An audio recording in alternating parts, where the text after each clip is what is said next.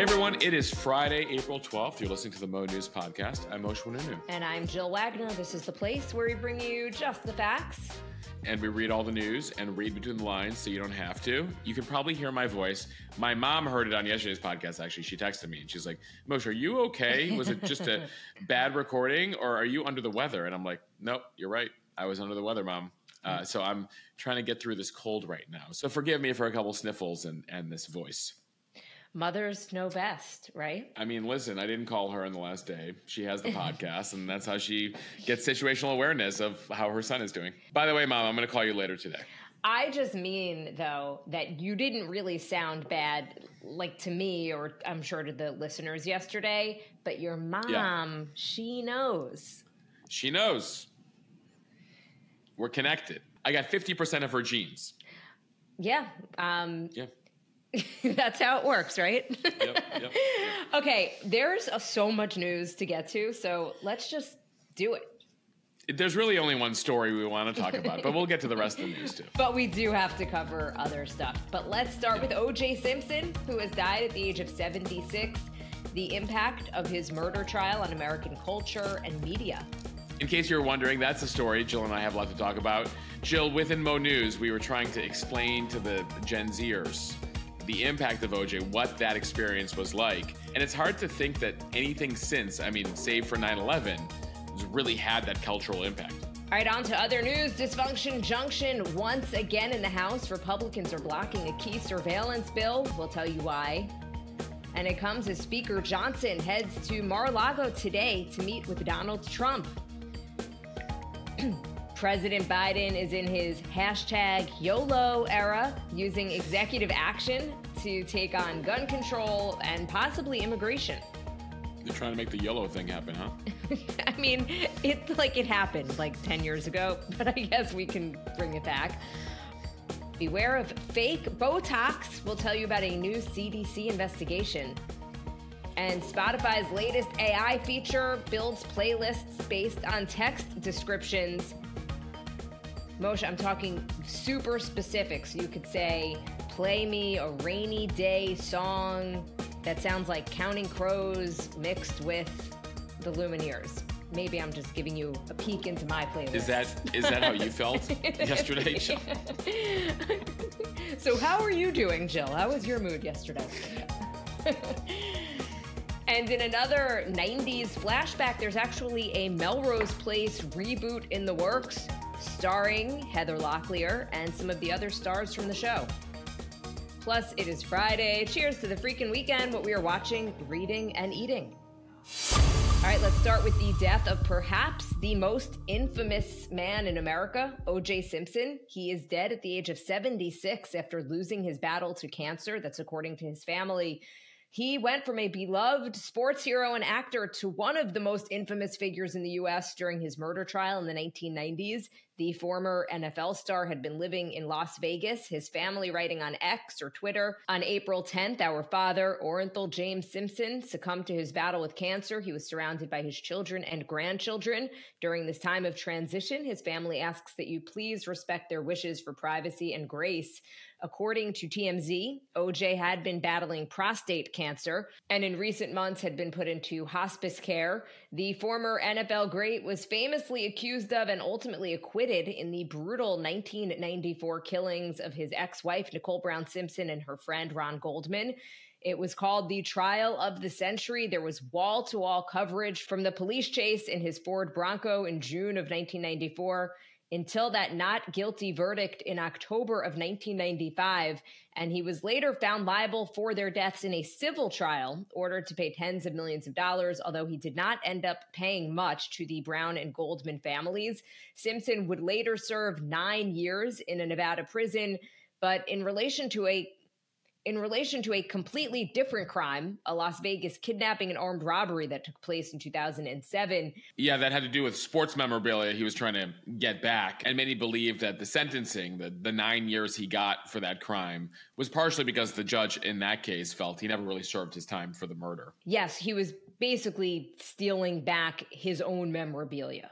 And Moshe, it is hard to underestimate the impact O.J. Simpson and his murder trial had on the media industry, pop culture, and just American society at large. It's one of the first events in my life where we could say we remember where we were, not only during the Bronco chase, 95 million people, by the way, watched it, and where we were when that not guilty verdict came in. Jill, I was in Wyland Avenue on a sports field at Aptekissick Junior High. I'd brought my Walkman to school that day so I could listen live to the verdict. And I had, whatever those Iowa headphones that come with it, trying to turn up the volume. So we were all gathered around like one of my headphones listening to the verdict. It's estimated that 150 million people watched that not guilty verdict. For perspective, that's more than Super Bowl ratings. Yeah, I was in the Jericho High School cafeteria, and I remember they brought in a TV, and it was like you could hear a pin drop as that verdict came in. For perspective here, it was 1995 when this verdict goes down. AOL is still a new thing. Internet is not that big yet. So TV was it. And I guess, for me on the sports field, radio. My Walkman radio. But we were glued. You were watching day to day to day to day. I remember being in class and, again, this is kind of a bygone era, them wheeling in one of those TV sets into class so we could watch it during homeroom and various classes when we were hearing that there was going to be a big testimony that day. And, the names from that trial still 30 years later, we were joking, we could take a pop quiz on who Cato Kalin is, who Marcia Clark is, who Judge Ito is, who Mark Furman is. I mean, these people, are drilled into me from 30 years ago. Yeah, Moshe, they are household names even still. I was seeing people were sending me some of the SNL sketches from that era. Norm Macdonald, apparently, one of the reasons he was fired was because he was going hard on OJ. And OJ happened to previously work for NBC as a sports commentator pre-94 and was friends with some executives there who had apparently told Norm Macdonald to stop mocking OJ constantly on Weekend Update. And he's like, no, he's guilty. And so he would just go at him over and over and over again. Tim Meadows playing OJ. Anyway, there's a lot there in terms of just the cultural impact. And there was nothing else, right? We sort of leaped from that. And then a year and a half later, we had the whole Monica Lewinsky scandal. But you can sort of track the 90s through that. I mean, the chase itself, they broke into the NBA Finals to show the chase to America. That's how significant OJ was as a figure. And so that sort of just kicked the whole thing off. By the way, for context on that chase, he had written a suicide note that was revealed just afterwards. His lawyer, Robert Kardashian, read it at a press conference, and he was trying to leave with his friend Al for the Mexican border. Again, just a few days after the murder of his ex-wife, who he said he had nothing to do with. So there was evidence from the beginning that clearly something is up here. Suicide note, trying to run to Mexico, but you're not guilty. Okay. And yes, that is Robert Kardashian of the Kardashians, Kim Kardashian's dad. Right. Ex-husband of Kris Jenner, who then married Bruce Jenner, who, by the way, is now Caitlyn Jenner, and tweeted yesterday, good riddance to OJ. So there's so many lines here. And, we talk about celebrity culture. I'm talking about, TV culture. I'm talking about the 90s. Just OJ's connections to it all. If you haven't seen OJ Made in America from ESPN, definitely stream that if you're just curious on the cultural impact here. There's also American Horror Story, the dramatized version of the trial as well. And then, of course, you get to the not guilty verdict, right? October 1995, we mentioned it. And what it really showcased, among other things, was also the racial divide in America. There's footage you can watch today. Black Americans cheering the verdict, white Americans disappointed. I mean, still anger, Jill. Comments on Instagram 30 years later, people pissed off about that verdict yesterday as we reported out the death of OJ. And it came against the backdrop of an LAPD, which had a number of racist officers like Mark Furman, a terrible history with the black community. So there was a racial component to it. There was a celebrity component to it. There was the fact that, we hit the 24-hour cable era. Enough people had cable now. They're watching CNN all day long. Among the commentators who become famous from this is Greta Van Susteren and others.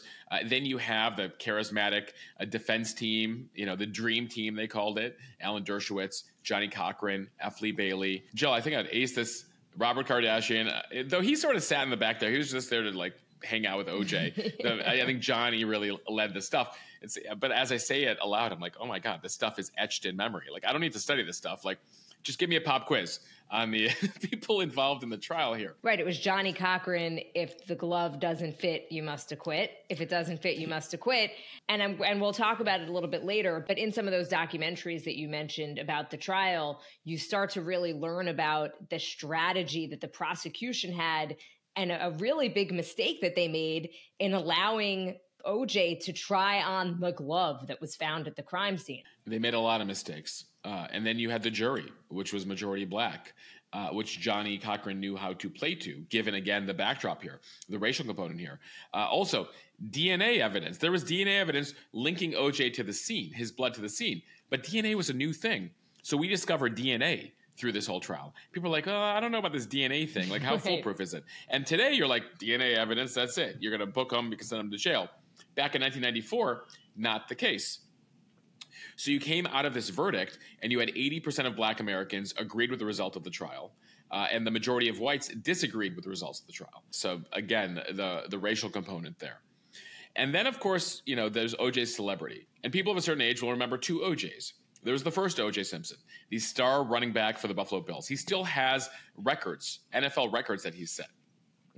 He then becomes a spokesperson. You know, he's endorsing Chevrolet and Hertz and a number of brands.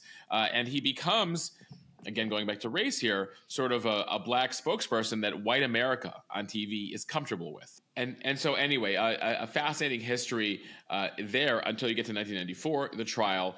He's found not guilty. Then the civil trial happens. It's this lower standard. He's found liable. But basically, he's persona non grata. And then he goes on to do some bizarre interviews. He's joking about the murders, but at the same time saying he's going to go find the real murderer.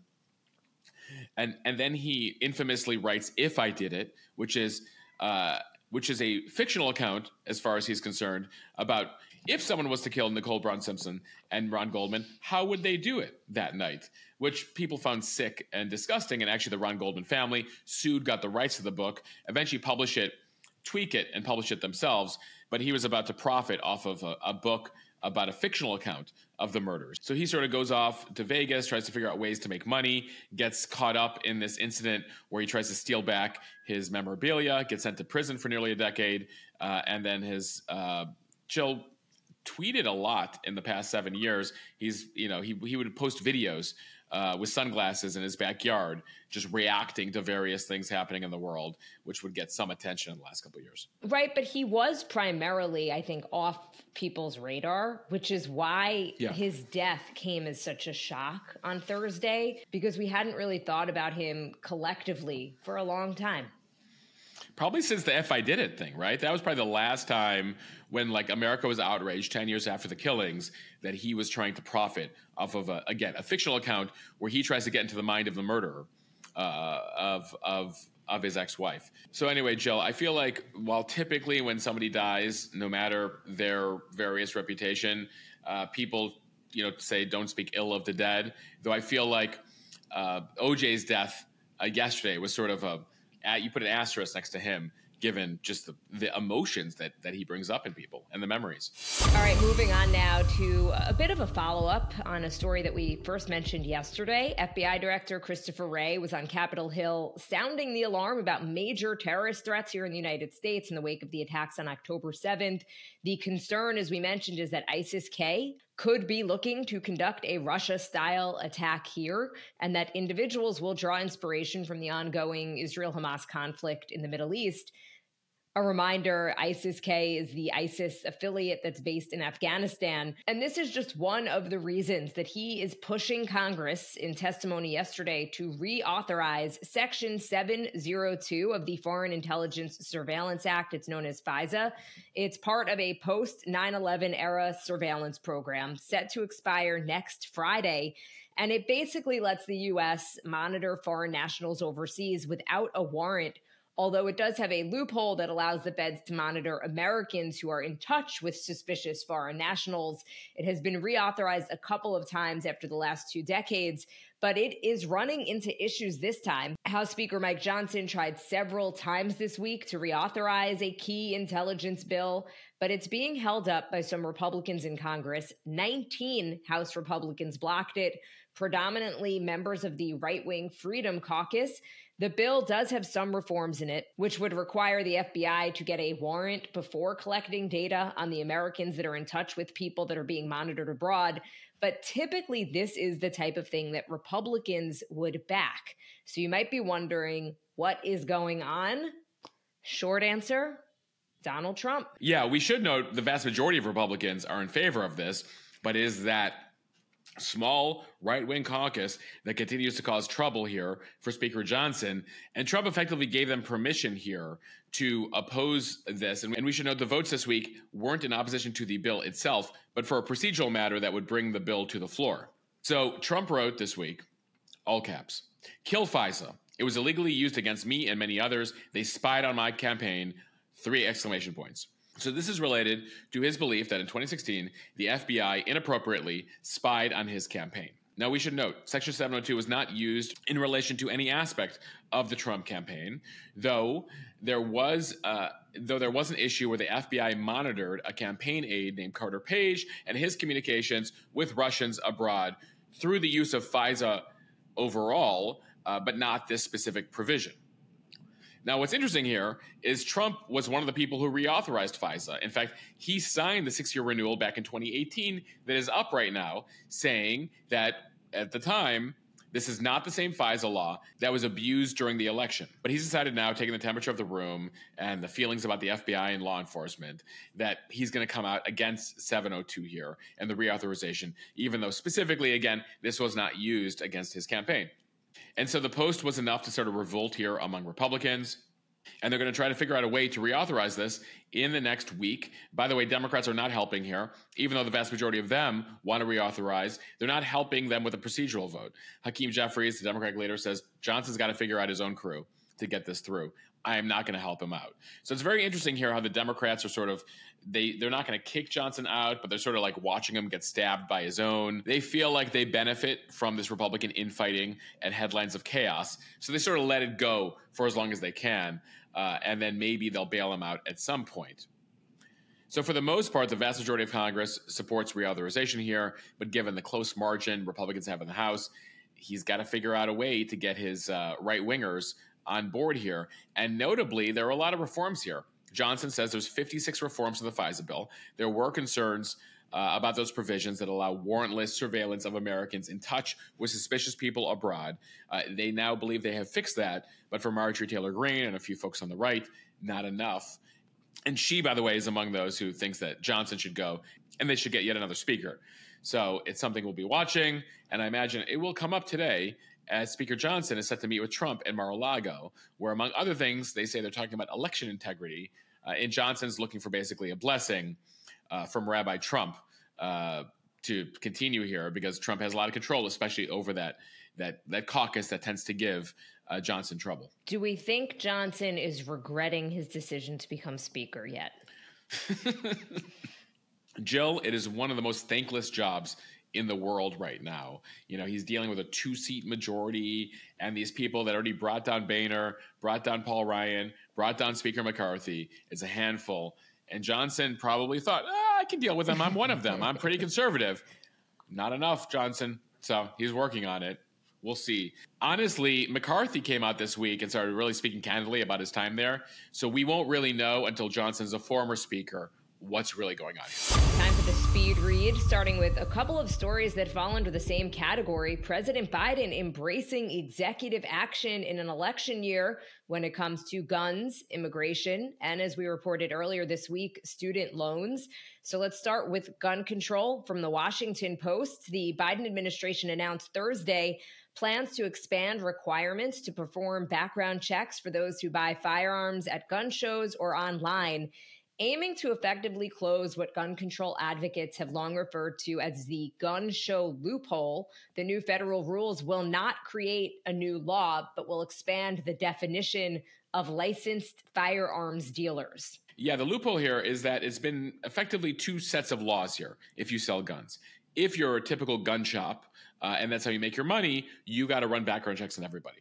But until now, if you kind of do it as a hobby or you sell guns on the side, online, or at gun shows, you haven't had to run background checks, hence the loophole. Well, the White House feels they're on solid ground here, looking into the law here, that they can finally close the loophole through an executive action. The Justice Department estimates there are actually 23,000 unlicensed firearms dealers in the country who will now be subject to having to run complete background checks on people before they sell them a gun. Now, you can expect some legal action here, as is typical in all these Second Amendment type cases.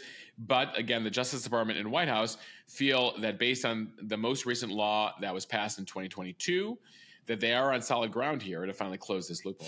And now to immigration. This from Axios. President Biden told the Spanish language broadcaster Univision that he plans to issue an executive order to dramatically limit the number of asylum seekers who can cross the southern border. While it is not final, such an executive order is likely by the end of this month. There is a fierce debate internally, though, about the legality and politics of a Trump-like lockdown. But Biden, who has been briefed on polls of rising voter anger, wants to take a dramatic step. Yeah, and it's notable because he criticized Trump for a lot of these actions 4 years ago on immigration, but now he's embracing some of the policies. It's something we've discussed before on this podcast. The provision Biden is eyeing would restrict the ability of migrants to claim asylum. It also does not require congressional approval. Though it'll be interesting here because Republicans often push back on executive authority, but on a measure like this is something they've been pushing him to do. So I imagine he probably won't see any complaints about this. What Biden would do here is use authorities which give the president leeway to block entry to certain migrants if it would be, quote, detrimental to U.S. national interests. So as I said, he's taking a page here from former President Trump, who repeatedly leaned on that section.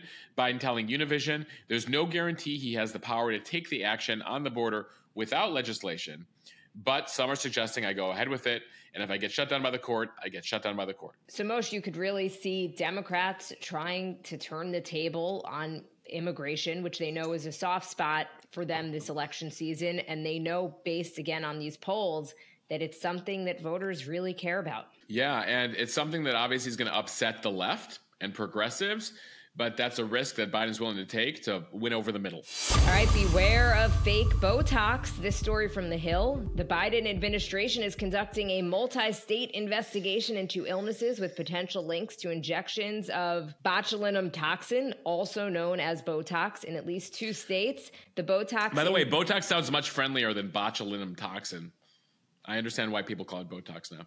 Anything with toxin in the title is not really appealing. Botox, great. Stands for toxin. What?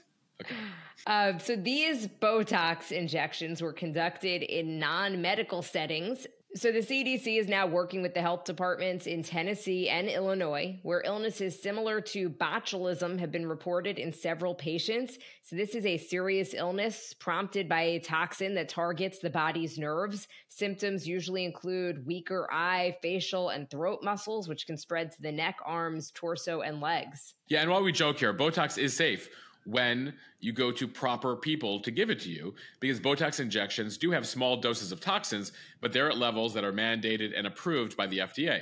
Now, health officials in Illinois this week warned healthcare facilities and hospital emergency departments to look out for symptoms here after 2 cases were reported from people who received injections of Botox or a similar possibly counterfeit Botox.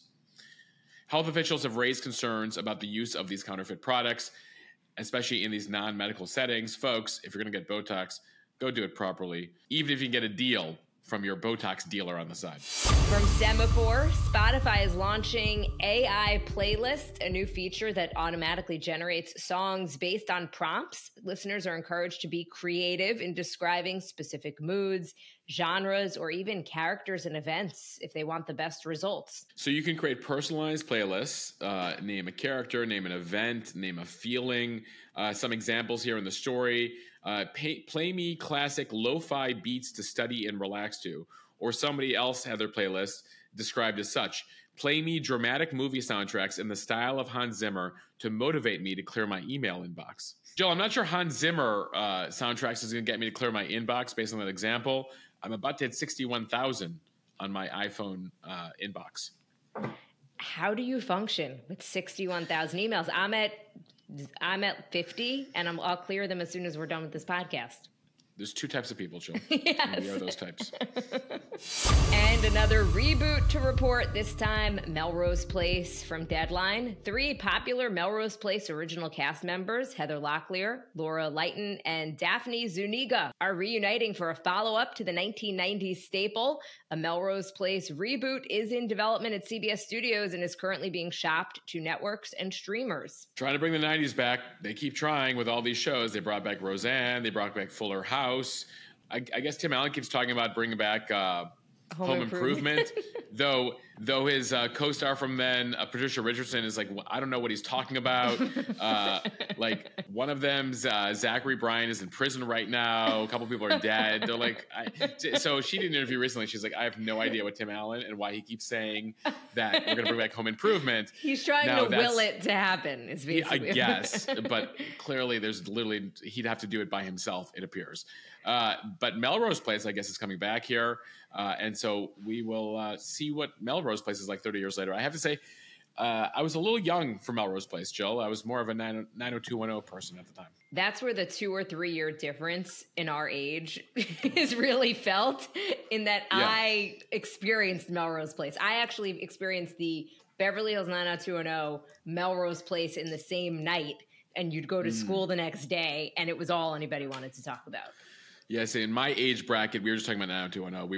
We weren't really talking about Melrose Place.